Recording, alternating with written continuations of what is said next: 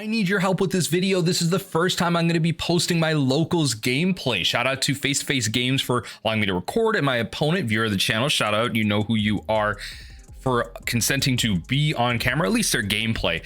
And so I need to know from you in the comment section down below if this is something you want to see more of. And then especially the video, do you want to see this like POV style that you're going to see, or do you want like overhead and POV? I'll try and do what works best. I think this is an exciting time. I'm doing a lot of this for my second channel, and I wanted to bring it over to the primary one. So let me know in the comment section down below. Otherwise, enjoy some great gameplay with some Murktide against the Mill of round 1 at Thursday Night Locals. First and foremost, I want to apologize for any screen shake here. I'm still trying to figure out the camera setup, so work with me while that's happening. So I have a hand here that's not that great. It's 4 lands, the removal's not great. My opponent keeps, and unfortunately that's not what I like to see with a hand like this. They usually spells removal for the crab, which means the drown's dead. So I have to mulligan. I have to look for something a little bit better. Let's look at our fresh 7 here. And things aren't that bad. I have a Fatal Push, which honestly is one of the best cards to have these days in Modern. There usually is some type of thing to destroy regardless, and 2 mill spells on top of the crab is great. And there it is, our first Fatal Push target. The Spell Pierce is so good with the next turn crab. Now, I'm going to force my opponent to have the Force Negation if they want to protect this Ragavan. And so cut, fetch for the Watery Grave, shock to 17, and kill the Ragavan. It's not going too bad so far. It looks like we're up against Murktide region, especially with the Preordain coming out. Life total on the bottom corner. Next time I'll try and keep that on my phone for something a little bit more visual. But the Preordain comes down, and then a Spirebluff Canal into a Dragon's Rage Channeler. Now, that's not so bad. The Channeler I can work with. Now, I don't exactly want to enable Delirium, so I opt to go for a little bit of a different line. I go Island, then play my crab. So you sometimes have to work a little bit differently. Now, using the island to bluff the Fatal Push, DRC triggers off the bauble. My opponent's going through feeding Delirium. Now, Delirium isn't exactly there yet. That's 2 creatures, sorcery, and an artifact. So only 3 types, but they play a fetch land. That is the 4th type there. So Delirium is officially on. They fetched. I do not have an archive trap to punish this, but that's okay. And again, I hope a POV style like this works, because in this case, you get to see my hand off the corner, which you don't get that value off of the overhead, but I'm happy to include that if that's necessary. Now, Delirium is now triggered. That's going to then be targeted at my Ruin Crab with the Unholy Heat. I'm going to Spell Pierce, forcing the mana out because I don't want them playing anything else, maybe a Dash Ragavan or a Murktide region. So that's fine. I take my 3, and I manage to then find the kind of fetchable land here, grab an island. I don't want to lose too much more life. I Tasha's, and I'm just trying to think if they have a Murktide at all. I'm just not seeing any. Unfortunately, though, those 3 CMC enchantments really hurt me there. I did not expect those enchantments there. So unfortunately, I wasn't able to go a lot deeper or grab any Murktides, which may end up mattering here. Now I'm going to go down to 10. Opponent goes to some attacks, taps 2, plays a Murktide region, which thankfully isn't actually that big. It's only a 6/6, as you'll see from the exile. There's only 3 instants and or sorceries. Now, the graveyard's not looking too great in terms of if I draw a drown, but I find a Fatal Push, which is kind of nice. No tokens on my opponent's side, just putting the 3 off with a piece of paper. So that's what that's for, if anyone needs an explanation. Now, I managed to, well, pull a Fatal Push, as I mentioned, but I don't really want to use it. That's my problem. I have a Murktide facing me down at 6 life. I have to think about if I start getting pinged or something, I'm a bolt away from dying, but I have to use the Fatal Push here because that's ultimately the reason that leads me to it.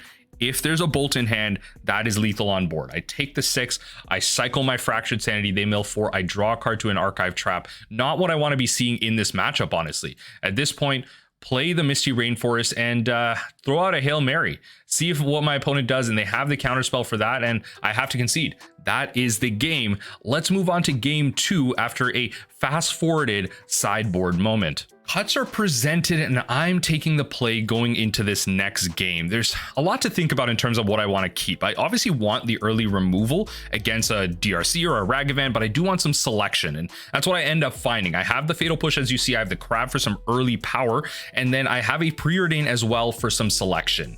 And that's really where this game is going to go successfully for me. There's a lot of early power that I have, and I'm going to be able to fetch shock here, Watery Grave, Fatal Push the DRC, get that out early. And I would have honestly just done it in response to a trigger if they had it, but let's go to end step. We're going to untap and then draw our card, and we find an Archive Trap, which again isn't actually the best card in this matchup, just because they don't search that much. Now I'm going to play an island, mill them for 3. Again, I don't want to enable a future DRC or a Murktide coming down. I don't have the removal spell for that, so I just mill them for 3. Don't go for the fetch trigger. I'm trying to decide if I want these cards. I want them both, and I'm actually going to put the crab back on top. Now if there's a Dashed-in Ragavan, they can take my Field of Ruin, which is why I'm playing it that way. So definitely want to keep those type of considerations in, especially against a matchup like this. Now if you notice, they're playing Preordain here. They bottom both. That's a pretty good sign. They go land, Preordain again. This is just good news altogether. Now let's see where these cards go. There's one top, one bottom. Further great news. Now they did manage to find something, but that's 3 cards going to the bottom. Now I'm going to play my other crabs here. At this point, there's enough cards in graveyard where I can just kind of mill them for 12 in general and still have enough for like a drown top deck into being able to kill a Murktide. So at this point, it's perfectly fine. Now, noting against this matchup, I don't bring in Surgicals or Extirpates. I don't think that's correct in my opinion, not anymore anyway. There was a time when that was the ideal way to interpret this matchup, but that's why I don't really care about the graveyard. We're not really kind of considering that or looking into that. Now they play two creatures here, trigger the Connive on the flyer there, and at this point they got some threats out, and I have to be worried about that. I'm going to draw into a drown, which is nice. It's not going to be killing a Murktide, but it is going to be working on something. Now I can Field of Ruin, get both the spells out of my hand, and get really empty if I find those bridges. Now I'm going to Field of Ruin the Steam Vents in case there are any land dependency spells or lands that come in later. It's always just kind of the good thing to do. Take out the land types, take out anything that requires a mountain. And in this case, Archive Trap them first to bait out that spell because they're relatively low. They want to keep their tempo up. And at this point, that's when I'm really trying to consider what I want to kill here. Is it going to be the Connive? Because I can then force them to draw cards, right? That's the ability of that. Or do I kill the Dragon's Rage Channeler? Or do I even just go to their next turn? But after all that consideration, our opponent just concedes anyway. Essentially, they accidentally took a trigger off the Connive because they thought I cast the second spell. Ultimately didn't, but in good faith, it was a simple mistake. We're just going to go to the next game. Huts are presented and we are going into game number 3. I'm feeling ready. Little camera adjust there. Draw out my cards and see where we're at. I don't actually like that hand at all. Now, hands really, I'm looking for a Fatal Push. First and foremost, I'm looking for mill spells and a Fatal Push in a matchup like this. I need to stave off that early game pressure, that one creature, and that should be enough tempo to hopefully last me out the game. And then at that point, I'm trying to dodge a Murktide region, honestly. So I find a 6 that I'm relatively happy with, and I'm going to bottom the swamp, sorry, not forest. I'm going to work with the 6, which isn't great. My opponent kept a 7.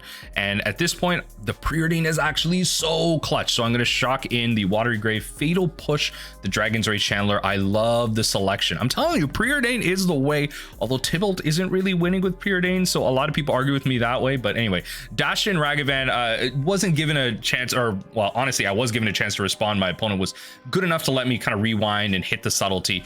And at that point, back on top of the library. Now, you might ask me, why did I Subtlety with the crab? They put the Ragavan back on top, and that's kind of what I want them to do. I kind of want them to I want to control what they're drawing and have like a good idea of what I'm facing. At this point, this actually isn't that bad. I'm gonna bottom, which kind of puts a bridge into my hand. That's exactly what I'm digging for. And now they're gonna Ragavan. They're going to force that back in because obviously it was a problem before. Why wouldn't it be a problem now? And with that in, the kind of Connive comes in and they're actually going to change things around. I was expecting the Dashed-in Ragavan. Now they're tapped out. This is a pretty good scenario here. Let's play our land, force them to have the Force of Negation. I'm going to shock it in to 16. Ensnaring Bridge, and the force is there to an empty hand. No! And so ultimately here, we're going to go to their combat. A kind of treasure token gets committed and the second Ensnaring Bridge gets taken. I'm telling you, mentally I was screaming. The fact that the second one was taken was insane. But regardless here, play out my crab, they heat it, and I'm thinking, should I now trigger the Connive? They're empty-handed, so it just forced them to discard whatever they have. Now I'm gonna fetch. I'm gonna kind of fetch in response, get my extra mill triggers out. I need my value. I need my future mill spells that I hopefully can't top deck to be as lethal as possible. And at this point I'm asking, like, is the connive trigger like mandatory? And I'm like, yeah, it is. So in this case, fatal push the Ragavan, that forces them to kind of discard the top, which is great. They discard an expressive iteration. That is exactly the top deck that I do not need them to have. So at this point, they're going to draw a card, pass. I have a fatal push, which is fantastic. And I'm thinking, should I do this now? Should I do this later? The second spell that I'm asking for right now is independent of each other. So it's not like they cast a spell and then I cast and it triggers. So I'm going to fatal push that kind of right now before they kind of do anything. At this point, they draw another card, pass. I play my kind of Ruined Crab, force some removal, force the cards out of their hand. They play a Dragon's Rage Chandler, and now I'm on the back foot, and now top decking a bounce land isn't exactly how you win the game. I'm at 9, Dragon's Rage hits me for 3, and now I also further top deck some cards that aren't exactly ideal in this situation. I'm going to pass. I'm not going to play anything. I think the information that cards could potentially be usable in my hand is more valuable this way. I'm at 6 at this point. Bauble, top card of my library. End step, I'm going to Visions. Visions just going to cycle. They have 16 cards in their graveyard. So they're thinking whether or not they should be countering this, and why would you counter a cycle? This is fine. So I top deck an Archive Trap. No! And then I top deck the other bridge though. So that's fine. I top deck the third bridge, play that, play the Ensnaring Bridge. I play around the Spell Pierce, which is fine, but then they have the counter spell. That's what I was looking for. So all 3 of my bridges are gone. This game's over. I'm going to be completely honest. This game is completely done. All 3 of my bridges are gone, and that is the only way you beat Murktide. You resolve an Ensnaring Bridge, and you try and counter or stop one of like 3 to 4 answers they usually have, like Otawaras or some type of bounce. So we draw a Field of Ruin, which does nothing here. Their deck is pretty healthy. I'm out here at 3 life. I say GG's. Good games, good games. Until next time.